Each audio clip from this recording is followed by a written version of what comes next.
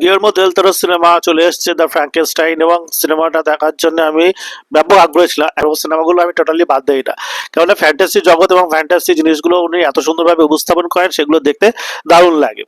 এই সিনেমায় ফ্র্যাঙ্কেনস্টাইন কিন্তু আমার দারুণ লেগেছে, দারুণ লেগেছে। মানে ভাবা যায় না, এত সুন্দর লেগেছে। এবং আমার মনে করি এই বছরের মধ্যে অন্যতম একটা সেরা সিনেমা হিসেবে কিন্তু এই দ্য ফ্র্যাঙ্কেনস্টাইন সিনেমাটা থাকবে। এখানে কাহিনী নিয়ে কি বলবো, এখানে যা মানে ফ্র্যাঙ্কেনস্টাইনের কাহিনী যা জানেন তাই এখানে। ফ্র্যাঙ্কেনস্টাইন সিনেমাটা হলিউডে এত পরিমাণ বানানো হয়েছে কি বলবো, 10 বছর আগেও কোনো একটা বানানো হয়েছিল। তো এইটা একটু সবার থেকে আলাদা, তার কারণ হচ্ছে এই সিনেমার ভিজুয়াল দুর্দান্ত, এবং এর যে সেটগুলো তৈরি করেছে গিয়ার্মো দেল তোরো, প্রতিটাই প্রায় নিজের হাতে। কারণ হচ্ছে তিনি অত সিজিআই ভিএফএক্স এই সমস্ত জিনিসগুলো তিনি অত পছন্দ করেন, তাই এই সিনেমার সেটগুলো দুর্দান্ত লাগে। এবং গিয়ার্মো দেল তোরোর আরো একটা জিনিস ছিল তার ক্যামেরা, তার ক্যামেরাগুলো মানে একটা ফিশাই টাইপের মতো চলতে থাকে, যেটা শেফ অফ ওয়াটার যেটা ছিল সেটা তো ওরকম দেখেছিলাম।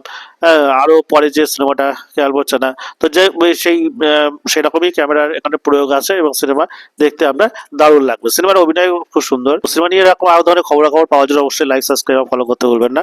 ধন্যবাদ।